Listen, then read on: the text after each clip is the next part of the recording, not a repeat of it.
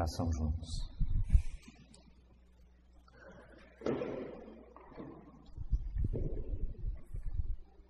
Senhor, muito obrigado pela Tua fidelidade para conosco. Nós levantamos nossos olhos para Ti nessa manhã, olhamos para Ti, pedimos ao Senhor que mais uma vez traga provisão para nós, do Teu Espírito de sabedoria e revelação. Somos inteiramente dependentes de que o Senhor abra os céus para nós, abra o nosso entendimento, abra a Tua palavra, abra os nossos corações. Por isso nós confiamos tudo isso a Ti, esperamos em Ti. Em nome do Senhor Jesus. Amém. Irmãos, vamos voltar à Epístola aos Efésios, capítulo 1.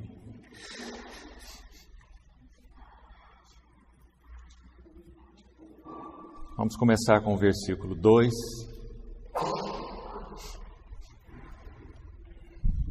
Efésios 1, 2.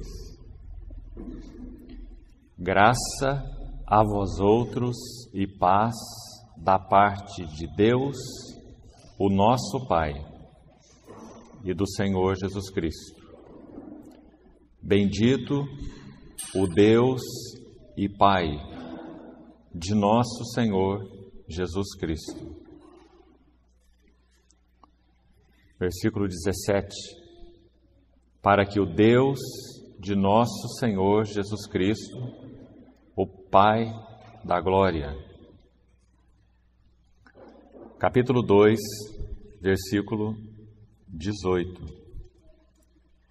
Porque por Ele ambos temos acesso ao Pai em um Espírito.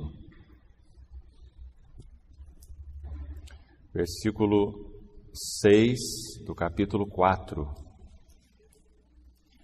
Um só Deus e Pai de todos.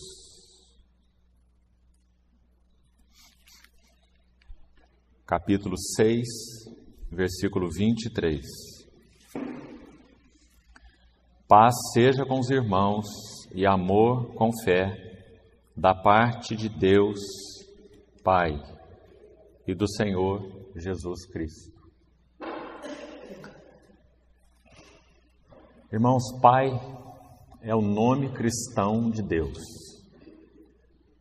O Deus revelado no Antigo Testamento, Ele é chamado de Pai umas pouquíssimas vezes, e sempre a palavra Pai é usada no sentido de Criador, no Velho Testamento. Mas o nome cristão de Deus, o nome neotestamentário de Deus é Pai. Nós estamos vendo que a Epístola aos Efésios começa e termina com essa menção a Deus, o Pai. E por que isso? A paternidade de Deus, ela é a fonte de todo o propósito eterno de Deus. Me permitam repetir isso. A paternidade de Deus é a fonte de todo o eterno propósito de Deus.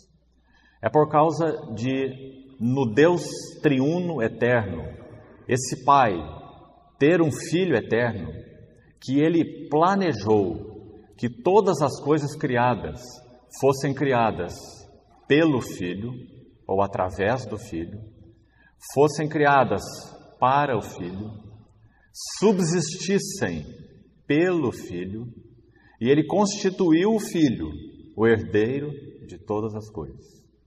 Então, o Filho é o centro do eterno propósito de Deus. Todas as vezes que tocamos nesse assunto do propósito eterno de Deus, nós corremos um risco grave de colocarmos a igreja no centro desse eterno propósito.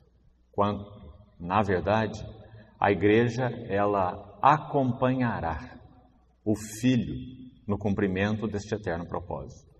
Mas o foco do eterno propósito de Deus é a glorificação do Filho. Efésios 1:10 diz que nele irão convergir todas as coisas, no céu e na terra. E na mesma epístola que estamos lendo, Efésios ainda, no capítulo 3, versículo 10, diz que a igreja terá o privilégio de então, através dela, pela igreja, essa multiforme sabedoria de Deus, se tornar conhecida de principados e potestades nos lugares celestiais.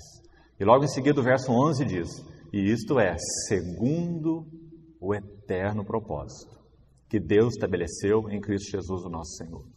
Então, nosso Senhor Jesus, quando encarnado, rejeitado em algumas cidades, Cafarnaum, Betsaida, ele anunciou o evangelho do reino ali, foi rejeitado. Ele sai daquelas cidades e faz algo muito impressionante. Ele ora ao Pai.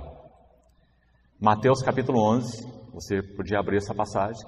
Mateus capítulo 11, verso 25 até 27, nosso Senhor Jesus, depois dessa rejeição, ele faz uma gloriosa oração. Ele diz assim, graças te dou, ó Pai, porque ocultaste essas coisas dos sábios e entendidos e as revelastes aos pequeninos. Agora ele dá um motivo, se é que podemos chamar de motivo, desse glorioso Pai, Deus o Pai, ter revelado o Filho aos pequeninos. Qual foi o motivo? O que motivou Deus a revelar-se? E a revelar-se aos pequeninos, não a todos, conforme nosso Senhor deixou muito claro nessa passagem. Ocultaste essas coisas de sábios e entendidos e revelaste aos pequeninos. Então o texto continua, sim, ó Pai, segunda vez ele menciona a palavra Pai, porque assim foi do teu agrado. Que coisa maravilhosa é essa? Nós somos alvo da revelação de Deus o Pai por meio do Filho, porque assim foi do seu agrado. Não é porque houvesse nada em nós que chamasse essa revelação, ou que fosse digno dessa revelação. Então ele continua o texto dizendo assim, ninguém conhece o Filho senão o Pai. Chame a sua atenção para essa relação. E ele continua, e ninguém conhece o Pai senão o Filho. E aí o verso termina. E aquele a quem o Filho o quiser revelar. Então, irmãos, a revelação da paternidade de Deus é o fundamento para vivermos nossa vida cristã. Não é por menos que quando nosso Senhor Jesus foi falar a respeito de oração com seus discípulos, ensinando-os a orar, o que ele disse? E vós orareis assim. Qual o primeiro nome nessa oração? Pai. Pai nosso. No chamado Sermão do Monte, 3 capítulos, Mateus 5, 6 e 7, a palavra Pai aparece 17 vezes.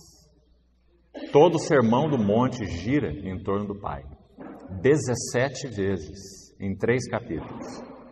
A Epístola aos Efésios começa e termina com essa menção ao Deus e Pai do nosso Senhor Jesus Cristo.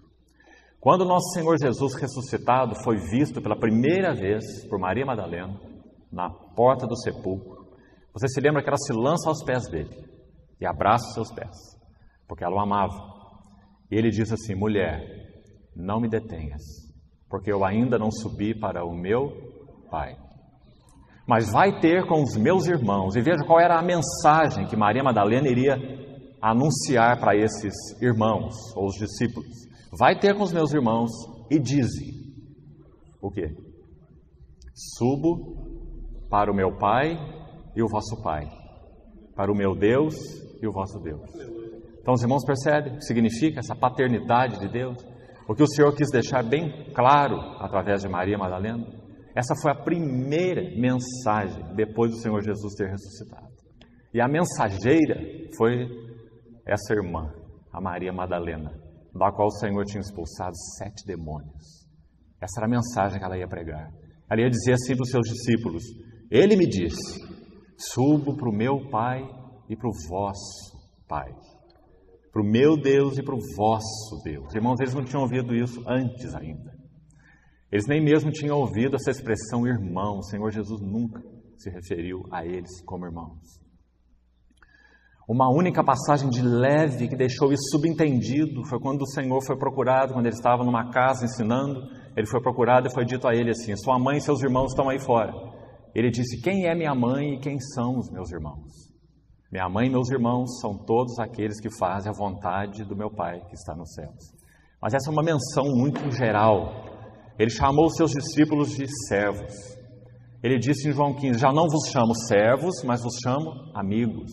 Ele diz, não é o servo maior do que o seu Senhor. Ele se referiu aos seus discípulos como servos. Ele se referiu aos seus discípulos como amigos. Porque ele disse, já não vos chamo servo, mas vos chamo amigos. Mas ele nunca se referiu aos seus discípulos como irmãos. Apenas após a sua ressurreição. Porque agora esse fato, seria concretizado. Vai dizer para os meus irmãos que eu subo para o meu, veja esse pessoal, é o meu Pai, mas não só isso. Agora sim, é o vosso Pai. Então agora nós seríamos introduzidos na mesma relação com Deus que o Filho eterno possui. Lembra que antes dele anunciar essa mensagem a Maria Madalena em João 20, isso está no verso 17, ele ora no capítulo 17 de João, a chamada oração sacerdotal. E lembra-se o que ele diz no verso 21, daquela oração tremenda, a oração filial sacerdotal de Cristo. No verso 21 ele diz assim, para que todos sejam um. E como és tu em mim e eu em ti, veja a relação entre o Pai e o Filho. Como és tu em mim e eu em ti, também sejam eles em nós, para que o mundo creia que tu me enviaste. Você vê de novo a nossa introdução na relação paternal com Deus? Como nós poderíamos interpretar essa expressão do Senhor quando Ele ora? Como és tu em mim e eu em ti? Vamos colocar isso em termos de pergunta. Como é o Pai no Filho? Como é o Filho no Pai? Porque Ele diz, como és tu em mim e como eu sou em ti, também sejam eles em nós. Então, como é o Pai no Filho? Acho que só tem uma palavra para definir isso. O Pai no Filho é pleno. Porque a trindade essencial, ela interpenetra e interhabita. O Pai habita plenamente no Filho, o Filho habita plenamente no Pai, o Espírito procede do Pai para o Filho, o Espírito procede do Filho para o Pai. Então é uma plena habitação, interhabitação. Então, como és tu, ó Pai, em mim, pleno, e eu em ti, pleno, também sejam eles em nós, plenos. Por isso que nosso Senhor falou, eu vos tenho dito essas coisas para que o vosso gozo seja completo, pleno. Então, irmãos, a paternidade de Deus é o fundamento do Evangelho. Nós fomos introduzidos numa relação com Deus que só o Filho eterno possuía, desde o início, desde antes de todas as coisas. Então, Pai é um nome cristão de Deus. Por isso, nosso Senhor nos ensinou a orar, Pai Nosso. Quando nós, então, voltando para essa epístola aos Efésios, abrimos essa preciosa carta, nós vamos ver que ela também começa e termina com a palavra Pai, menção a Deus o Pai. Agora, por favor, olhe de novo o seu capítulo 2 dessa epístola. Queria chamar a atenção de algo aqui para os irmãos.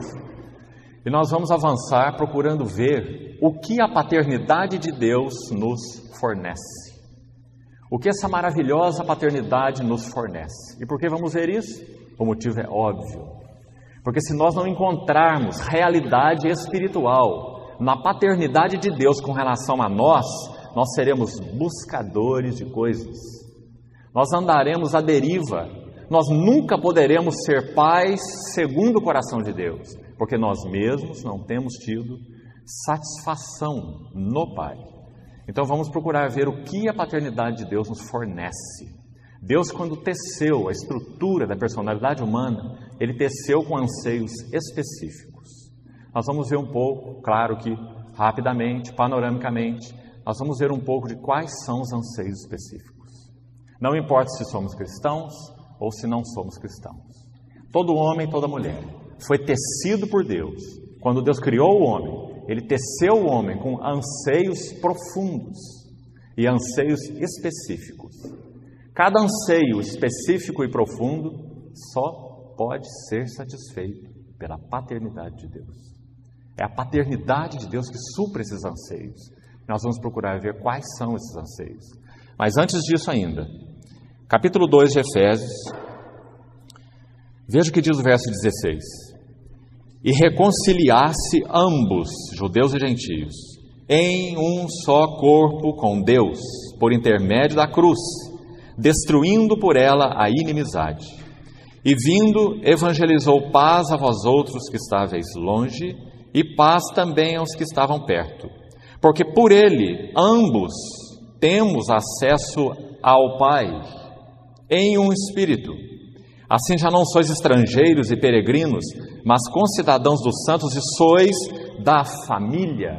Oh, é claro, como um pai sem família. Enquanto alguém é casado e não tem filhos, ele é marido, mas não é pai. O nome pai implica em família. Então você está conseguindo ver algo aqui? Quando Deus é chamado de pai, e não apenas de pai, mas de pai eterno, então isso significa que no propósito eterno de Deus, Ele se colocou não apenas como pai de seu filho, mas como pai de filhos no seu filho. Através do seu filho, Ele teria uma família de filhos. Ele é o pai eterno do filho eterno, mas por ser esse pai eterno, que planejou esse propósito no filho eterno, então Ele chamaria para si uma família de filhos. Sois da família de Deus, edificados sobre o fundamento dos apóstolos e profetas, sendo Ele mesmo, Cristo Jesus, a pedra angular, no qual todo edifício bem ajustado cresce para santuário dedicado ao Senhor, no qual também vós juntamente estáis sendo edificados para a habitação de Deus no Espírito. Aqui eu queria chamar a atenção de algo para os irmãos. Verso 18. Acesso ao Pai, Deus o Pai. Verso 20, Cristo Jesus, a pedra angular, o Filho. Verso 22, habitação de Deus no Espírito. Então você está vendo aí o Deus triuno, Pai, Filho e Espírito. Irmãos, o que o Deus triuno obterá quando o propósito eterno de Deus estiver consumado? Em primeiro lugar, o que o Pai obterá? Uma família de filhos semelhantes ao seu Filho unigênito. Vários textos das Escrituras, Provérbios 8, os textos que se referem ao batismo do Senhor Jesus, o Monte da Transfiguração, todos esses textos deixam algo muito claro. O Filho é o alvo das delícias do Pai. O Filho é o alvo das delícias do Pai. Este é o meu Filho amado, em quem eu tenho todo o meu prazer. Mas quando nós vamos olhar o propósito de Deus nas Escrituras, nós vamos ver algo majestoso. Romanos 8 vai dizer assim: aqueles que de antemão conheceu, Ele os predestinou para serem conformes à imagem do seu Filho. Para que agora o seu Filho seja não o unigênito, como Ele sempre foi, eternamente é o unigênito, mas agora Ele seja o primogênito entre muitos irmãos. Por isso Coríntios diz que contemplando como por espelho a glória desse Filho do Senhor, nós somos transformados de glória em glória, na sua própria imagem. 1 Coríntios 15 diz que assim como trouxemos a imagem do que é terreno, devemos também trazer a imagem do que é celestial. Então vocês veem que o propósito eterno de Deus tem a glória do Filho como centro, mas não apenas isso. Um corpo de muitos filhos foi chamado a participar dessa glória, no centro do propósito eterno de Deus, que tem relação com o Filho. A igreja não chamará atenção para ela mesma, ela revelará o Filho. Essa será a glória da igreja, assim como ela é hoje. A nossa glória hoje é revelar o Filho. A nossa glória na eternidade será revelar o Filho. Principados e potestades olharão para nós e verão o Filho. Pela igreja, a multiforme sabedoria de Deus será conhecida. Por isso o propósito de Deus hoje, que se inicia com a nossa regeneração, é formar Cristo em nós. Porque Cristo em vós é a esperança da glória. Então, irmãos, quando isso fica claro para nós, nós compreendemos quão significativa é essa paternidade de Deus. E por que o Senhor Jesus insistiu tanto nisso? Vós orareis assim: Pai nosso, subo para o meu Pai e o vosso Pai. João, na sua epístola, coloca algo tão sublime. No 1 João, capítulo 3. Ele inicia aquela passagem dizendo assim: Vede, É algo que Ele quer que nós observemos e apreciemos. Vede que grande amor nos tem concedido o Pai. Por que Ele não diz Deus, de modo geral? Porque Ele diz Pai. Você vê? Ao ponto de sermos chamados os filhos de Deus. Aí Ele diz, de fato, nós somos os filhos de Deus. Por essa razão o mundo não nos conhece, porquanto não conheceu a Ele mesmo. Aí Ele prossegue dizendo, amados, agora nós somos filhos de Deus. Mas ainda não se manifestou o que havemos de ser. O que nós havemos de ser? Anjos. Nós havemos de ser filhos maduros de Deus. É isso que a Bíblia ensina. Nós passaremos de filhos criancinhas, teknós, para ruiós, filhos maduros de Deus. Não se manifestou o que havemos de ser, filhos crescidos, filhos amadurecidos, filhos que revelam o Filho. Mas quando Ele se manifestar, seremos semelhantes a Ele, porque havemos de vê-lo como Ele é. Irmão, que propósito eterno nós estamos envolvidos. Então a paternidade de Deus é o fundamento da nossa relação com Deus. Vamos entrar em alguns detalhes, usando alguns textos e algumas passagens, que vão nos deixar claro quais são então esses anseios com os quais Deus nos criou e que só podem ser respondidos pela sua paternidade. Nós vivemos hoje, nós estamos mergulhados nessa geração, então vamos falar dela. Nós vivemos num mundo de órfãos espirituais. Se há uma necessidade no mundo presente e na cristandade presente, é o resgate do lugar do Pai na nossa devoção cristã. É redescobrir o Pai. É retornarmos à visão bíblica da paternidade de Deus. Nos relacionarmos com Ele como Deus o Pai. E, consequentemente, termos os nossos anseios supridos nessa relação. Quais seriam esses anseios? Vamos caminhar por alguns deles. Abra, por favor, sua Bíblia primeiro em Colossenses. Vamos começar com Colossenses. O primeiro anseio íntimo, profundo, tecido na nossa personalidade quando Deus nos criou, é um anseio de aceitação. Aceitação é o pilar número 1 da criação de Deus quando Ele nos formou. Ele nos teceu como seres carentes de aceitação. Irmãos, pessoas fazem o absurdo para procurarem serem aceitas, chamando a atenção de todas as formas, fazendo barganhas de todas as formas, demonstrando ansiedade e desvarios de todas as maneiras, buscando aceitação. Porque nós somos criados com um anseio íntimo de aceitação, que só pode ser suprido na nossa relação com Deus o Pai. Então vamos ver alguns textos rapidamente sobre isso. Veja primeiro Colossenses, capítulo 1. Veja o que diz esse verso 21. A vós outros também que outrora éreis estranhos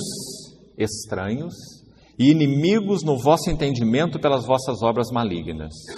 Agora, porém, vos reconciliou no corpo da sua carne, mediante a sua morte, para apresentar-vos perante Ele santos, inculpáveis e irrepreensíveis. Combine com esse versículo o do capítulo 3, ainda de Colossenses. Veja o verso 12. Revesti-vos, pois, como, olha essas palavras agora, eleitos de Deus, aos que de antemão conheceu, como nós citamos Romanos 8, 29. Eleitos de Deus.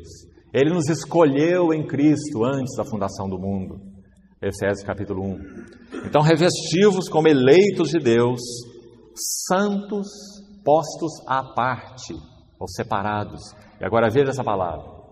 E amados. Esses termos, irmãos, denotam a aceitação incondicional de Deus. Nós fomos tecidos com esse anseio profundo que é impossível ser satisfeito, até mesmo em qualquer relação humana. O método mais prático de destruirmos relações humanas é nós entrarmos nessa relação buscando ser aceito. Buscando ser aceitos. Se nós não temos essa necessidade mais íntima suprida na nossa relação com o Pai, nós destruímos todas as relações, por causa desse anseio de aceitação. A nossa relação com Deus, o Pai, supre esse anseio mais profundo. Nós não procuramos, nós vamos ver um segundo aspecto agora mesmo, totalmente ligados uns aos outros, esses 5 ou 6 aspectos que vamos ver. O próximo aspecto que vamos ver, tecido em nossa personalidade, é a identidade. Aceitação e identidade andam tão juntos.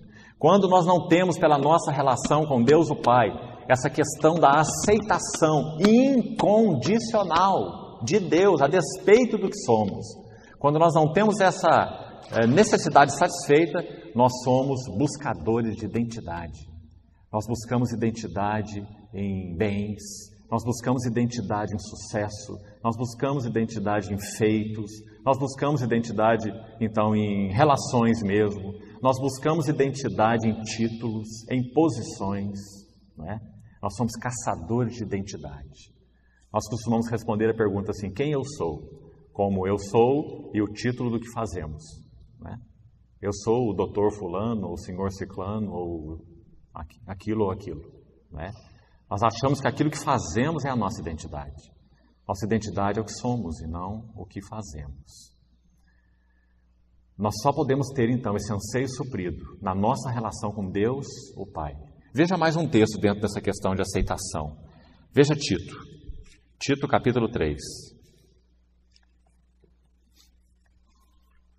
Tito capítulo 3,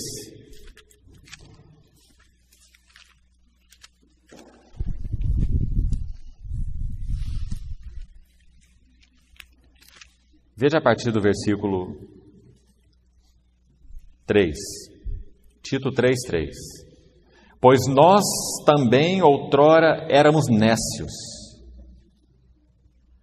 desobedientes, desgarrados, escravos de toda sorte de paixões e prazeres, vivendo em malícia e inveja, odiosos e odiando-nos uns aos outros.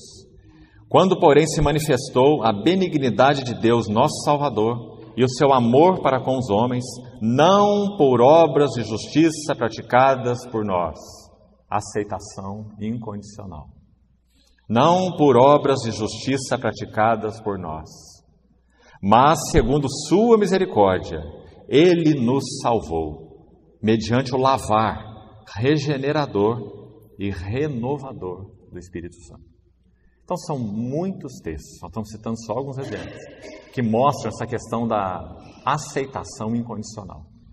Efésios capítulo 1 mesmo, diz que nós somos agradáveis, algumas versões dizem aceitáveis, a si ou a Deus no amado. Você já viu esse texto? Efésios capítulo 1, abra lá. Efésios capítulo 1, versículo 6. Para louvor da glória da sua graça, que Ele nos concedeu gratuitamente no amado. Uma outra tradução desse verso diz: Ele nos fez aceitáveis a si no amado. Então você vê como Deus, o Pai, na sua palavra, pelo Espírito, quer comunicar a nós essa questão da aceitação incondicional. Porque se esse pilar na nossa relação com Deus não estiver bem solidificado, nós vamos ter muitos problemas.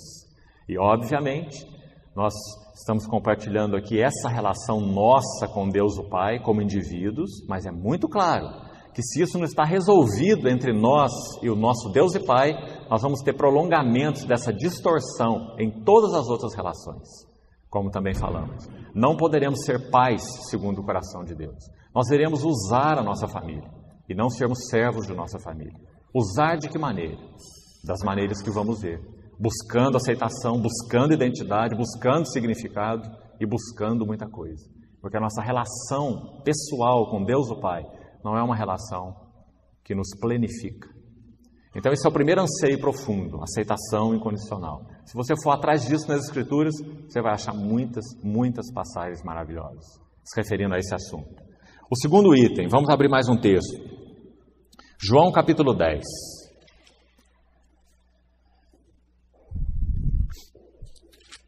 Irmãos, João capítulo 10 é um capítulo tão especial, onde o Senhor se revela como bom pastor. Agora veja o que ele fala dentro desse capítulo. João 10, a partir do verso 24. Vamos ler do 24 para termos esse contexto. O segundo aspecto que eu gostaria de realçar com os irmãos para meditarmos juntos e para que você leve isso e considere na sua própria relação com Deus o Pai, aos pés dele, é que nós fomos tecidos por Deus com um anseio íntimo, insaciável, profundo de segurança. Além da aceitação incondicional, nós somos ansiosos por segurança. Olha o que diz a partir do verso 24. Rodearam-no, pois, os judeus e o interpelaram. Até quando nos deixarás a mente em suspenso? Se tu és o Cristo, dize-o francamente. Respondeu-lhe Jesus: já vou-lo disse e não credes. As obras que eu faço em nome de meu Pai testificam a meu respeito. Mas vós não credes, porque não sois das minhas ovelhas. Forte essa palavra do Senhor. Versículo 27. As minhas ovelhas ouvem a minha voz. Agora eu queria destacar umas palavras nesse texto aqui que são muito especiais, que mostram como esse cuidado pastoral do Senhor, revelando o Pai a nós, transmite a nós essa segurança íntima, que nós que somos as ovelhas, somos os únicos que possuímos, por causa da nossa relação com Deus o Pai. Então ele diz, as minhas ovelhas ouvem a minha voz. Em primeiro lugar, destaque essa questão voz. A voz do Senhor, que temos a capacidade de ouvir, de ter comunhão, de discernir. Hoje, se ouvirdes a sua voz, não endureçais os vossos corações. A voz do Senhor é um dos maiores instrumentos de segurança para a vida dos filhos. Você sabe como isso funciona, não sabe? Quando nós pais, e aqui inclui mães também, mas de forma muito especial, pais. É algo muito impressionante nós observarmos, irmãos, como a voz do Pai no lar, em Deus, no Espírito, ela tem capacidade de trazer segurança para a família. A voz do Pai. Nesse sentido, mais do que a voz da mãe. É algo impressionante. Então, quando ele diz, as minhas ovelhas, primeiro ponto, ouvem minha voz. Você percebe o que isso significa? Segurança das ovelhas. E nós sabemos como isso funciona naturalmente. A ovelha conhece a voz do pastor. Ela distingue a voz dele de todas as outras vozes. De uma multidão de vozes, ela distingue aquela voz. Aquele é o seu pastor. Por isso ele diz, não seguem a voz dos estranhos. Porque a voz dos estranhos transmite insegurança. A voz do Pai transmite segurança. Muito precioso. Então, nós somos tecidos por Deus com esse anseio de segurança. Como nós podemos satisfazer em primeiro ponto? Ouvindo a voz do Pai. Você lembra um salmo que diz assim, a voz do Senhor é majestosa. A voz do Senhor quebra os cedros. A voz do Senhor faz dar cria as corças. A voz do Senhor. Continue o texto. Eu as conheço. Ele quis deixar isso claro para elas. Ele as conhece, outro instrumento de segurança. Ele sabe a respeito delas. Ele conhece o caminhar delas. Ele conhece a necessidade específica de cada uma delas. Eu as conheço. Elas me seguem. Veja o verso 28. Eu lhes dou mais um instrumento de segurança. O Pai é aquele que dá. Então nós temos segurança nele.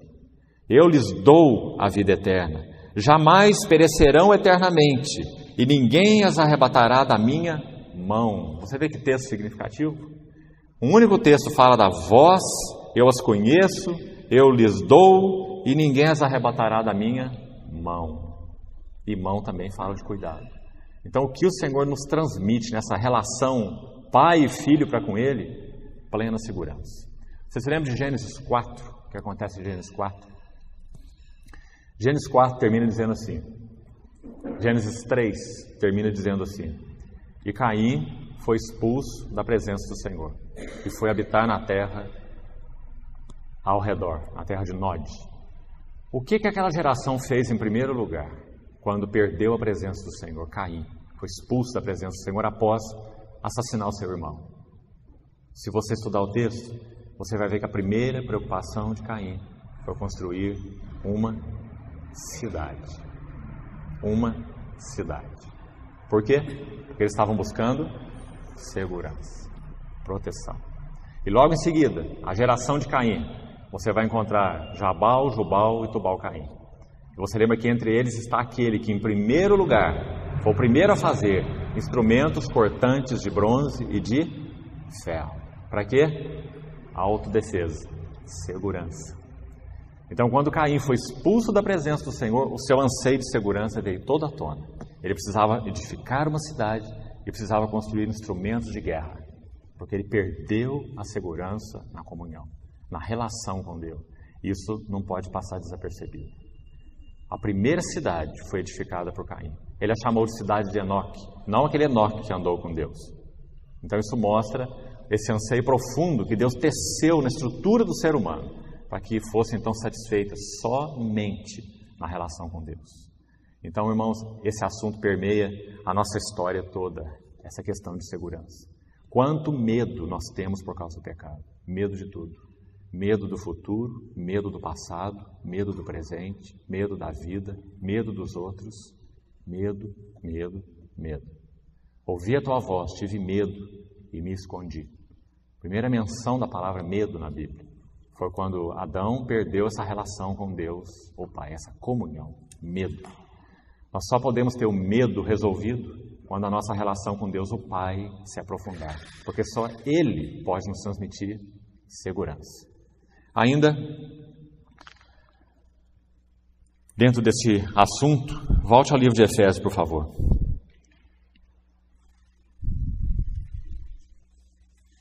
Efésios capítulo 1,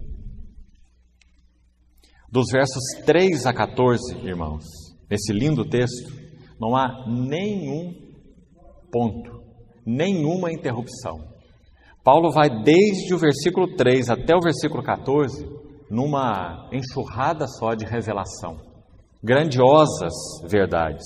E ele termina essa sessão, olhe lá, nos versículos 13 e 14, dizendo assim: em quem também vós, depois que ouvistes a palavra da verdade e o evangelho da vossa salvação, tendo nele também crido, fostes selados com o Espírito Santo da promessa, o qual é o penhor. Essa palavra aqui tem dois significados. Por um lado, significa a primeira prestação. Você faz uma compra a prazo, então paga aquela primeira prestação, que é para você fazer o quê? Para você dar uma garantia, né? De que você então pagará as outras, de que aquela coisa foi comprada por você e pertence a você. Você deu a entrada, você pagou a primeira prestação. Então esse é um dos sentidos da palavra aqui.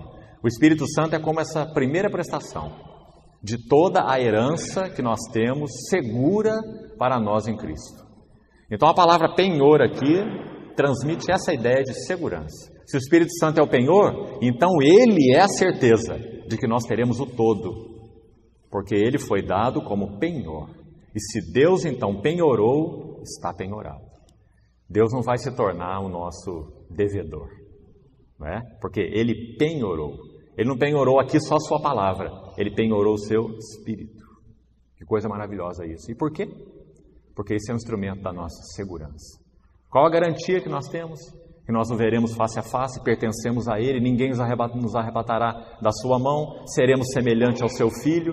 A garantia que nós temos é que Ele é o penhor, Ele penhorou o seu Espírito em nós. Então esse verso diz, penhor da nossa herança. E veja, até ao resgate da sua propriedade. Não é claro o quanto esse texto nos transmite essa segurança profunda, íntima, a nossa relação com Deus o Pai? Sua propriedade. O Espírito Santo é o penhor, até que Ele resgate toda essa propriedade. Ele já iniciou esse resgate, nós já temos comunhão com Ele no nosso espírito. Ele prossegue isso, salvando nossas almas, nossos sentimentos, nossos pensamentos, nossos desejos, não é? Transformando-nos de glória em glória. Mas Ele não vai parar isso, até que Ele vá mais fundo e atinja o nosso corpo. 1 Coríntios 15 diz, o mortal será absorvido pela vida, e o corruptível se revestirá de incorruptibilidade, não é? Então o Espírito Santo é o penhor de que o Senhor realizará isso que Ele iniciou, segurança. Qual o reflexo dessa segurança em nós? Quando nós encontramos isso profundamente em Deus o Pai, qual o reflexo? Acho que o primeiro deles, a adoração. Você se lembra que o nosso Senhor, João capítulo 4, ele coloca essa nota aí de adoração ligada ao nome do Pai, Senhor Jesus? Ele diz assim: Deus é Espírito. Importa que os seus adoradores o adorem em espírito e em verdade. E ele diz assim: porque estes são aqueles que o Pai procura para seus adoradores. O Pai procura para seus adoradores. Então a primeira reação que nós temos diante de Deus, quando essa necessidade é suprida na nossa relação com Ele, é a adoração. Gratidão, que é o único antídoto na nossa vida contra a murmuração. São dois polos extremos. Na nossa vida cristã, ou nós somos adoradores, ou nós somos murmuradores. Não há um meio termo. Adoração é o antídoto contra a murmuração. Adoração, ação de graça e gratidão. Agora, nós poderíamos fazer isso de forma hipócrita, né? Sem realidade. Quando nós conhecemos a Deus o Pai, então nós somos adoradores. Porque essa relação com Ele nos transmite tudo que nós precisamos. Inclusive, esse aspecto segurança. Só podemos encontrar nele.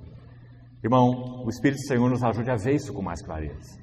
Deixemos o caminho da tolice, buscando segurança em relações, buscando segurança em coisas, buscando segurança em trabalho, buscando segurança em títulos, buscando segurança na igreja, buscando segurança na obra. Só há um lugar onde nós podemos encontrar segurança: em Deus, o Pai, na nossa relação com Ele. Mais um aspecto, o aspecto da identidade. Vamos falar um pouco sobre ele. Terceiro aspecto, identidade. Nossa estrutura pessoal foi tecida por Deus quando nos criou com uma fome de identidade. Vamos colocar isso em termos de pergunta. Cada um de nós tem um anseio profundo de responder esse quem eu sou. Você sabe, irmão, se conhece um pouquinho lá da filosofia antes de Cristo. Você sabe que esse era um dos anseios dos filósofos, não é? Você sabe bem disso. A busca filosófica, tanto antes de Cristo quanto depois de Cristo, ela está estabilizada sobre esse pilar em primeiro lugar. Quem eu sou? Qual é o significado da vida? Quem eu sou? Identidade. Um dos textos talvez mais preciosos que nos ajudam nesse assunto, sabe qual é? João capítulo 13. Abra sua Bíblia em João capítulo 13. Essa passagem chamada o lava-pés. Olha na vida de Deus o Filho, o Senhor Jesus encarnado. Veja como esse anseio de identidade foi plenamente suprido na vida de Jesus. Antes de ler aqui os 3 primeiros versos apenas do capítulo 13 de João, queria lembrar os irmãos sobre um fato ocorrido na vida do Senhor Jesus que deixa isso muito claro. Você se lembra quando ele foi batizado? O que aconteceu quando ele foi batizado? Os céus se abriram, uma voz foi ouvida. O que essa voz dizia? Este é o meu Filho amado, em quem me compraz. Sim, diz a palavra que imediatamente depois, o Espírito Santo, segundo Lucas, ele conduz Jesus ao deserto para ser tentado pelo diabo. Qual é a primeira frase do diabo para o Senhor Jesus? Se tu és o Filho de Deus. O que você acha que ele queria fazer? De alguma maneira, solapar essa identidade de quem era aquele homem, o Filho de Deus. Ele tinha ouvido aquela voz: tu és o meu filho. E o diabo disse a ele: se tu és o filho, então manda que essas pedras se transformem em pães, né? Então esse se tu és foi algo tão tremendo na vida daquele homem. Nós não podemos olhar para o Senhor Jesus apenas como o Filho de Deus, não se esqueça, ele é o Filho do homem, não é? Experimentando toda a fragilidade humana, pode ser tentado até mesmo pelo diabo, tentado, né? Então olha no capítulo 13, o que João registra sobre o lava-pés, se referindo à pessoa do Senhor. Vejam os detalhes aqui. Antes da festa da Páscoa, sabendo, você vê que palavrinha importante? Jesus sabia. O que ele sabia? Leia. Sabendo Jesus que era chegada a sua hora de passar deste mundo para o Pai. Tendo amado os seus que estavam no mundo, amou-os até o fim. Então aqui ele sabia que era chegada a sua hora. O que mais que ele sabia? Veja lá, verso 2. Durante a ceia, tendo já o diabo posto no coração de Judas Iscariotes, filho de Simão, que traísse a Jesus, de novo a palavra. Sabendo, tem mais coisa que ele sabia aqui. Sabendo que o Pai tudo confiara às suas mãos e que, então tem mais uma coisa que ele sabia aqui. Qual é essa última? Ele viera de Deus e voltava para Deus. Não é lindo isso, irmão? Você vê que antes de começar a história do lava-pés, tem 3 versículos aqui importantes, de 3 coisas que Jesus sabia. Ele sabia que era chegada a sua hora. Ele sabia que o Pai tudo confiara às suas mãos. E ele sabia que ele viera de Deus e que ele voltava para Deus. Então, especialmente esse último aspecto, você vê, trazia para o Senhor Jesus o máximo, a plenitude de segurança a respeito de quem ele era. Tal segurança que ele podia lavar os pés dos discípulos daquela maneira. E dizer, veja, o que ele disse no verso 13. Vós me chamais o Mestre e o Senhor. Você vê que o Senhor Jesus não tem crise de identidade? Ele fala, eu sou o Mestre e o Senhor. Isso é o que ele sabia que ele era. Verso 13 e o verso 14. Ora, se eu, sendo o Senhor e o Mestre, vos lavei os pés, também vós deveis lavar os pés uns aos outros. Interessante esses versos 13 e 14. Toda a passagem nos fala muito dentro desse assunto de identidade. Se você focar esse ângulo aqui nessa passagem, você vai tirar muitas lições preciosas. Inclusive esses versos 13 e 14. Você observou uma inversão que é feita aí? Se você ler rápido, você não vai perceber. A palavra de Deus tem que ser lida cuidadosamente. Então tem uma inversão aí nesses 2 versos. No verso 13 ele diz, vós me chamais o Mestre e o Senhor. Os discípulos, para se referir a ele, colocavam o Mestre em primeiro lugar. E também o Senhor. Mas quando ele realizou essa atitude de lavar os pés, então ele inverteu. Ele falou, se eu sendo o Senhor e o Mestre, vos lavei os pés. Ele colocou o Senhor na frente. Por quê? Porque ele quer dar uma expressão do que significa senhorio no reino de Deus. Senhorio no reino de Deus. Você lembra quando aqueles discípulos estavam brigando por causa de crise de identidade? Você vê que esse assunto de identidade é sério? Os filhos de Maria estavam brigando por causa de crise de identidade. Os dois, segundo pelo menos um dos evangelistas, como ele registra, não tiveram nem coragem de fazer o pedido que eles queriam fazer para Jesus. Então eles mandaram a mãe deles ir lá fazer o pedido. Os dois já eram bem crescidinhos, né? Já eram adultos, mas mãe é para essas coisas, né? Então eles pegaram a mãe deles, a mãe de Tiago e João, e disseram, mamãe, vai lá falar com Jesus, fazer o nosso pedido para ele. Aí ela fez o pedido. Qual era o pedido? Senhor, quando vieres no teu reino ou na tua glória, manda que esses meus 2 filhos, veja que mãe preciosa é essa, né? Esses meus 2 filhos se assentem, um à tua direita e o outro à tua esquerda. A mãe não podia ter um desejo maior, né? O Senhor na glória, no reino, e Tiago de um lado e João do outro. Aí o Senhor responde assim, vós não sabeis o que pedis, né? O que eles estavam buscando? Identidade, né? Através de posição no reino, glória, poder. Então o Senhor falou, vocês estão tão enganados, não estão nem sabendo o que estão pedindo. Aí ele diz, podeis vós beber o cálice que eu estou para beber? Você viu o que ele quer dizer? Por que ele falou isso? Ele está dizendo, o caminho da glória é a cruz. Coisa que eles nunca poderiam entender. Aí ele citou o exemplo do mundo. Ele disse assim, sabeis que entre os povos, os maiorais, os governadores, exercem autoridade sobre, veja, de cima para baixo, sobre eles. Mas entre vós, não será assim. Aquele que quiser ser grande entre vós, esse seja o vosso servo. Não é? Então você vê que o Senhor Jesus não tinha crise de identidade. Seus discípulos tinham. Então quando ele lava os pés, um serviço tão baixo, como nós já comentamos, que nem mesmo o judeu fazia, era reservado para gentio. O Senhor Jesus fez esse serviço e disse assim, eu sou o Senhor e vos lavei os pés. Então deveis vós lavar os pés uns aos outros. Você vê onde que nós estamos chegando? Se você, irmão ou irmã, não tiver esse assunto de quem você é, de identidade, resolvido, bem firmado na tua relação com o Pai, você é inútil para o serviço de Deus. Você não pode servir ninguém. Você só pode ser servido, né? Tentar extrair a identidade dos outros ou pelos outros. Então, quão sério é esse assunto? Você está vendo como o Senhor Jesus expressa isso de maneira maravilhosa nessa passagem. Eu, sendo o Senhor e o Mestre, vos lavei os pés. Também vós deveis lavar os pés uns aos outros. Mas sabe o que nós precisamos para fazer isso? Nós precisamos saber o que ele sabia. Sabendo ele que viera de Deus e que voltava para Deus. Segurança. Versículo 15. Porque eu vos dei o exemplo, para que como eu fiz, façais vós também. Em verdade vos digo que o servo não é maior que o seu senhor, nem o enviado maior do que aquele que o enviou. E ele conclui assim: se sabeis essas coisas, bem-aventurados sois, se as praticais.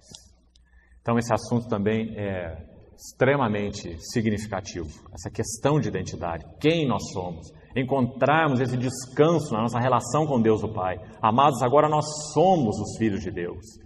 Então só baseado nessa relação, nessa certeza, nessa segurança, nessa convicção é que nós podemos ser servos uns dos outros. Isso tem tudo a ver com o nosso serviço.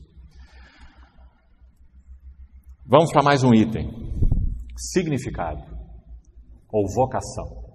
Nós podemos colocar essa questão de significado aí também como uma pergunta. Se identidade responde à pergunta quem eu sou, significado responde à pergunta para que eu sou ou para que eu sirvo. Identidade fala de quem sou, significado fala de para que eu sou. Ou colocado ainda em outras palavras, qual o propósito do Senhor ter nos trazido à existência? Para que nós somos. Então o que a Bíblia tem a nos dizer sobre isso? Claro, em primeiro lugar já citamos, nós fomos trazidos à existência para sermos conformes à imagem do seu Filho. Para que Ele seja o primogênito entre muitos irmãos. Isso é pequeno, irmão? Nós não fomos trazidos à existência para sermos profissionais do ramo disso ou daquilo. Nós não fomos trazidos à existência para ser nem mesmo pais e maridos. Em primeiro lugar, nós somos trazidos à existência para sermos conformados à imagem do seu Filho, para que Ele seja o primogênito entre muitos irmãos. Esse é o nosso mais elevado propósito. Por isso, Paulo diz, Cristo em vós, esperança da glória. Então, se nós queremos uma resposta para o significado das nossas vidas, a resposta está aí. Não importa a história que tivemos, o lar que nascemos, a cultura da qual participamos, a educação que tivemos ou não tivemos, a pobreza ou a riqueza que experimentamos, tem nada a ver com isso, porque o nosso majestoso Deus é aquele que operou através das linhas tortas da nossa história para produzir um eterno propósito, formar o Filho em nós. O nosso problema é que enquanto a luz de Deus não raia em nós não conseguimos ler essa história. Nós lemos história de traumas, história de deficiências, história de problemas. E às vezes focamos tanto esse trauma que nossa vida se torna um problema, né?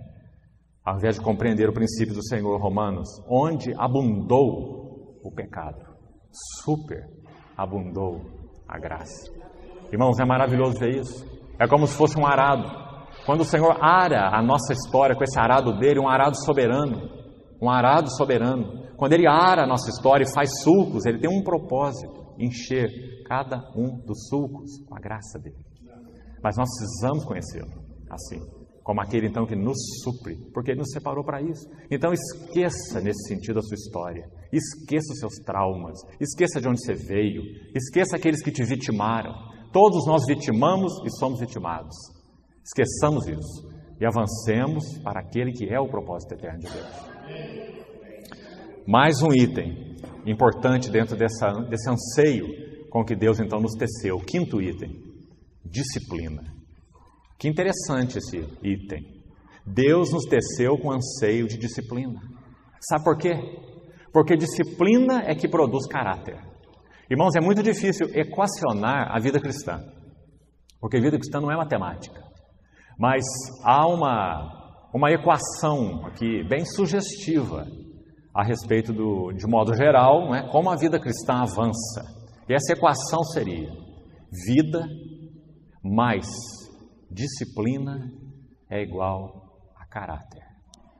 Nós já temos a vida de Cristo. Ele vos deu vida quando vós estáveis mortos. Vida não é o nosso problema. Nós já temos vida. Nós já recebemos vida. Ele é a vida. Quem tem o Filho tem a vida. Mas qual é o nosso problema? Se o nosso problema não é de vida, o nosso problema é de caráter. Mas entre vida e caráter há um assunto: disciplina. Vida que passa por disciplina resulta em caráter. Então, por isso, Hebreus capítulo 12 vai dizer tão claro: filhos, estáis esquecidos da exortação que Deus discorre convosco como a filhos, dizendo: filho meu, não menosprezes a educação que vem do Senhor, porque o Senhor corrige e repreende a quantos ama. Se estáis sem correção, de que todos vós se têm tornado participantes, logo sois bastardos e não filhos. Pois que filho há, filho, comunicação de vida, de natureza. Nós já somos filhos, mas que filho há a quem o Pai não corrige. E Hebreus vai dizer que ele nos corrige para que nós sejamos, veja essa palavra, participantes da sua santidade. Isso fala de caráter. Participantes da sua santidade. Não é maravilhoso? E o texto é tão lindo, tão explícito, que ele diz assim: e toda disciplina, não há engano para nós, não é nada emocional, sem realidade. Ele diz: toda disciplina, com efeito, no momento, não parece ser motivo de alegria, mas de tristeza. Mas ao depois, entretanto, produz fruto pacífico aos que têm sido por ela exercitados. Aí ele diz: fruto de justiça, a mesma ideia. Essa justiça fala de caráter, fala de santidade, fruto de justiça. Então ele fala: por isso, restabelecei as mãos descaídas. Que linda passagem. Diz que quando esse Deus, o Pai, mesmo que nós tenhamos sido criados por Deus com um anseio de disciplina, porque nós ansiamos por ser filhos maduros, a vida anseia crescer. Irmãos, isso é da vida, tanto da vida natural quanto da vida de Deus. Você já não está cansado de ver pelas ruas aí árvores que destroem passeio, não é? Sabe que podíamos imaginar isso? Arrancando pedras da frente, trincando parede de casa, porque vida quer crescer, vida foi feita para crescer. E assim a vida de Cristo em nós. Ela tem um anseio de crescimento, de romper a casca, de desabrochar em nós, não é? Mas isso só pode ser feito pela disciplina de Deus. É a disciplina que racha a casca. Então Hebreus 12 vai dizer assim: então, restabeleça suas mãos descaídas. Sabe qual é a figura lá? É de um boxeador no ringue.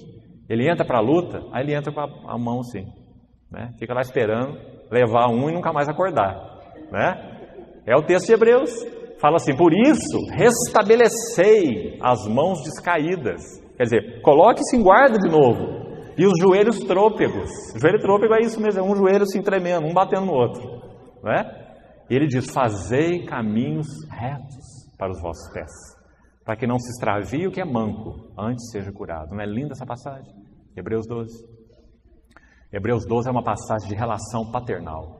Deus, o Pai e os filhos amados. E como Ele age com os filhos amados. Lá diz que Ele açoita, disciplina, porque Ele ama. Ele quer produzir em nós caráter. E vida sob disciplina gera caráter. Então disciplina é mais um anseio profundo. Quando nossos filhos não são disciplinados, eles extravasam insegurança, violência. Violência é resultado de falta de disciplina, não é? Nós sabemos isso. Depressão também é resultado de falta de disciplina. Filhos não disciplinados tendem a ser deprimidos, tendem a ser violentos. São dois extremos da mesma coisa: a depressão e a violência. Dois sintomas da mesma doença.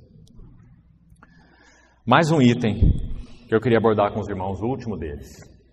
Nós somos criados por Deus com um anseio profundo de sermos amados, ou amor. Talvez a parábola de Lucas 15, do filho pródigo, seja a mais ilustrativa nesse sentido. e mostra como Deus deseja suprir esse nosso anseio de uma forma maravilhosa. Aquela parábola diz assim, que aquele pai tinha 2 filhos e que um deles disse ao pai: dá-me a parte que me cabe da tua herança. Irmãos, aquela frase, se estudada com cuidado, ela é terrível. Não é simples como às vezes achamos que é. Um filho chegando para o pai e dizendo: pai, me dá a minha herança. Porque ele é filho mesmo, ele tem direito, como poderíamos imaginar. Não é nada disso. Lá no contexto oriental, que foi o contexto no qual o Senhor contou essa parábola, quando um filho dizia isso ao pai, ele estava amaldiçoando o pai. Porque é como se ele dissesse assim: pai, você é um homem rico, tem muitas posses, velho, mas está demorando para morrer. Então me dá logo a parte que me cabe da tua herança, porque é minha mesmo. Então eu quero tomar posse dela e usá-la como bem me aprouver. Provérbios tem um princípio que diz assim: a posse antecipada de uma herança não será abençoada. Provérbios. Então foi isso que o filho fez. Pai, me dá a parte que me cabe da sua herança. É como se ele tirasse sua luva e desse um tapa no rosto do pai. E diz a parábola, foi o Senhor quem contou a parábola. O pai não abriu a boca para aquele filho para dizer nada. Lá simplesmente diz a parábola assim: e ele lhe repartiu os haveres. O pai simplesmente deu o que o filho pediu. Então o filho sai de casa. Você conhece a história. Ele gasta tudo o que tem, de todas as maneiras, inclusive com meretrizes. Ele vai terminar naquele chiqueiro, onde nem no chiqueiro ele podia comer. Porque diz que ele queria comer o que os porcos comiam, mas ninguém lhe dava nada. Nem comida de porco ele tinha. Então ele cai em si. E ele monta um discurso. Veja essa questão do amor aí, nessa parábola. Ele monta um discurso. E aquele discurso pode ser chamado de o discurso do chiqueiro. Ele monta o seu discurso assim: irei ter com meu pai e direi: pai, pequei contra o céu e contra ti. Já não sou digno de ser chamado teu filho. Faze-me como um dos teus trabalhadores. Assim é o discurso. Depois você confira lá na parábola. Então o texto vai continuando. O Senhor quem montou essa parábola, ele quer nos ensinar muita coisa, em cada detalhe. Então o filho vai retornando para casa, com esse discurso pronto. E diz a parábola que o pai o avistou de longe. Outro detalhe maravilhoso. Significa que o pai estava na expectativa. E não apenas por causa dessa passagem, mas quando diz lá no texto mais à frente, quando o pai diz: trazei o novilho cevado, aquele artigo é definido. Não é trazei um novilho cevado, é trazei o novilho cevado. Então a ideia que é transmitida ali é que quando aquele filho saiu, o pai já colocou um novilho para engordar, para quando o filho voltasse. Então ele diz: traz o novilho cevado. Então ele diz, voltando onde estávamos, a parábola diz que o pai o avistou de longe. E veja a figura que o Senhor contou na parábola. O pai, correndo, o abraçou e o beijou. Essa outra cena linda, né? Primeiro porque o pai era um ancião. E ele vê o filho de longe e já não se contém. Imagina se fôssemos nós, de modo geral, na qualidade de pais. Nós iríamos pensar assim: o cabeça dura está voltando lá. Não é? Aí nós íamos ficar lá na varanda esperando, sérios, para ver o que ele ia falar. Não é? Mas a parábola diz que o pai avistou de longe e, correndo, o abraçou e o beijou. Beijar um cidadão naquela circunstância não devia ser uma coisa muito boa. Não é? Vindo lá do chiqueiro, depois daquela caminhada, né?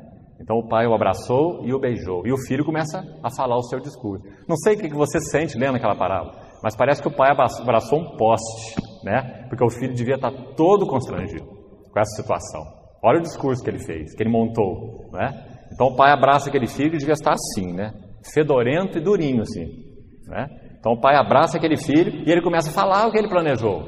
Mas nosso Senhor, contando a parábola, diz assim, que o filho disse: pai, pequei contra o céu e contra ti. Já não sou digno de ser chamado o teu filho. E detalhe, a última frase não é mencionada. Esse faze-me como um dos teus trabalhadores. Percebeu? Como que o pai interrompe o filho ali. Por quê? Porque a nossa relação filial com Deus não pode ser alterada. Então o filho não poderia ser tornado um trabalhador, porque ele é filho. Então a parábola é interrompida ali. O pai, quando ele diz, pai, pequei contra o céu e contra ti, já não sou digno de ser chamado teu filho, aí entra a voz do pai. Ele não completa com aquela última frase, que o colocaria numa condição de trabalhador. Percebeu? Nós somos filhos, sempre seremos filhos. E o pai sempre irá nos corrigir, nos disciplinar, mas também nos amar e nos aceitar, mesmo sobre os nossos descaminhos. É certo que nós podemos perder muita coisa, como esse filho perdeu. Mas isso não muda o caráter do pai e nem a nossa relação com o pai. Então, quando ele foi recebido, o pai interrompe e diz assim, traze depressa. É assim que ele interrompe. Traze depressa o novilho cevado. Sandálias para colocar nos seus pés. Porque os escravos não usavam sandálias, só os filhos. Os escravos trabalhavam descalço. Então ele diz, põe sandálias nos seus pés, anel no seu dedo, veja isso. Anel fala de herança. Mas se o filho já tinha recebido e gasto toda a sua herança, que herança que ele tinha? Nenhuma. Mas o pai o recebeu não apenas como filho, mas o recebeu como herdeiro. Então diz, coloca o anel no seu dedo e vestes, que fala de caráter, que fala de santidade, que fala de justiça. Irmãos, isso foi algo tão chocante que nós sabemos qual foi a atitude do irmão mais velho. Uma frase apenas que eu queria destacar quanto a isso para terminarmos. O irmão mais velho fica muito irritado de ver tanta graça, de ver A parábola chamada do filho pródigo, ela não faz parte do texto inspirado. Então ela não é um bom título, realmente não é um bom título. Talvez essa parábola devesse ser chamada de a parábola do amor extravagante do pai. Porque o centro da parábola é o pai, não o filho. Então, quando o filho mais velho fica todo irritado com essa situação, porque aquele nojento foi acolhido, aquele que desprezou o pai foi acolhido, então o pai vai tratar com aquele filho. Veja o amor do pai de novo para com o filho mais velho. Ele vai tratar com o mais velho, que estava emburrado. Então ele diz assim, meu filho, tu sempre estás comigo. E tudo que é meu é teu. Você vê o que esse filho não entendeu em primeiro lugar? O que ele não compreendeu em primeiro lugar? Porque o que ele fala para o pai quando ele vê a atitude do pai para com o outro filho? Ele fala assim, eu tenho servido há tantos anos e você nem um cabrito me deu para eu celebrar com os meus amigos. É isso que ele lança no rosto do pai. Mas o pai responde assim, usando outras palavras, o pai responde assim, é você que não está entendendo nada. Porque tudo o que é meu é teu. Ele está dizendo, você não poderia ter tomado um cabrito, não. Você poderia ter tomado todo o rebanho. Tudo que é meu é teu. Então, irmãos, em qual condição nós estamos nessa relação com Deus o Pai? De filho mais velho ou de filho mais moço? Então, que o Senhor nos ajude a realmente encararmos esses assuntos aos pés dEle, para que nós o conheçamos como Pai e tenhamos essas necessidades plenamente supridas. Inclusive essa questão, esse último ponto, a respeito desse amor extravagante. Como, aliás, nosso irmão, abrindo a reunião de hoje, foi conduzido pelo Senhor a expressar mais uma vez. Esse amor incondicional, esse amor extravagante do Pai. Esse amor que não depende do que somos nem do que fazemos. E este amor que nos disciplina, porque nos ama. Então, irmãos, levemos esses assuntos aos pés do Senhor, porque nós só podemos refletir isso na medida que vivemos isso, na nossa relação com Deus o Pai. Então nós vamos refletir isso, esse caráter do Pai Celestial, na nossa vida de pai, na nossa vida na família, na vida da igreja, uns para com os outros. O Senhor continue falando no nosso coração. Amém. Vamos orar.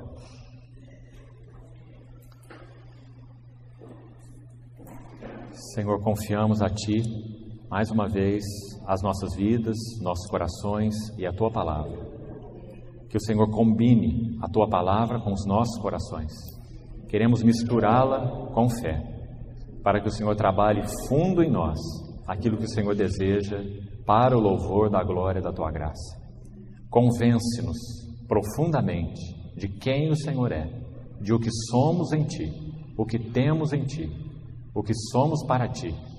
Abre os nossos olhos, Senhor, e nos introduz em uma relação mais significativa contigo e uns com os outros. Em nome de Jesus. Amém.